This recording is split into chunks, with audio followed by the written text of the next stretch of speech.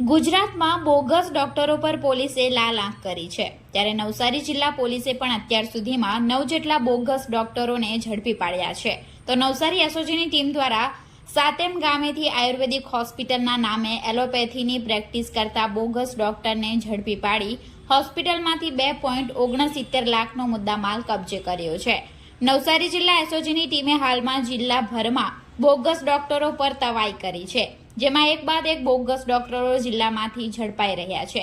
તેવામાં નવસારીના સાતેમ ગામે શિવ આયુર્વેદિક હોસ્પિટલમાં ગત રાત્રિના સમયે નવસારી એસઓજીની ટીમે તપાસ હાથ ધરી હતી, જેમાં હોસ્પિટલ ચલાવતા નટવરગીરી રેવાગીરી ગોસ્વામી આયુર્વેદિકની જગ્યાએ એલોપેથીની સારવાર આપતા હોવાનું જણાઈ આવ્યું હતું. તો આ બોગસ ડોક્ટર નટવરગીરી ગોસ્વામી દ્વારા પોતાના ઘરમાં જ આખી હોસ્પિટલ ઊભી કરી તેમાં દર્દીઓને બાટલા ચઢાવવા, ઓક્સિજન આપવો તેમજ ઓપરેશનો પણ કરવામાં આવતા હોવાનું એસઓજીની ટીમને ધ્યાને આવતા, જેથી નવસારી એસઓજીની ટીમે આ ડિગ્રી વગર પ્રેક્ટિસ કરતા બોગસ ડોક્ટર નટવરગીરી ગોસ્વામીની ધરપકડ કરી તેના વિરુદ્ધમાં નવસારી રૂરલ પોલીસ મથકમાં the Gujarat medical practitioner act હેઠળ ગુનો નોંધી આયુર્વેદિક હોસ્પિટલમાંથી 2,69,719 રૂપિયાનો મુદ્દામાલ કબજે કરી વધુ તપાસ નવસારી રૂરલ પોલીસે હાથ ધરી છે.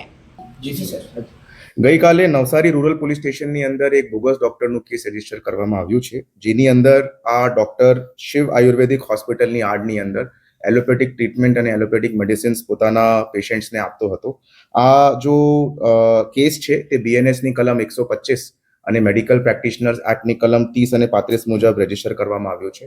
અત્યાર સુધી નવસારી જિલ્લાની અંદર કુલ 9 બોગસ ડોક્ટર દ્વારા આ સ્પેશિયલ ડ્રાઈવ દરમિયાન કાર્યવાહી કરવામાં આવી ચૂક્યા છે, જેની અંદર રૂરલ પોલીસ સ્ટેશનની અંદર 1, મરોલીની અંદર 1, વાંસદાની અંદર 3, ચીખલી પોલીસ સ્ટેશનની અંદર 2 અને ખેરગામની અંદર 2, આમ મિલાવીને ટોટલ 9 બોગસ ડોક્ટર ખિલાફ કેસીસ રજીસ્ટર કરવામાં આવ્યા છે. આ કેસ દરમિયાન ટોટલ 2.69 લાખ રૂપીસનું એલોપેથિક મેડિસિન્સનો મુદ્દામાલ સ્થળ ઉપરથી જપ્ત કરવામાં આવી ચૂક્યો.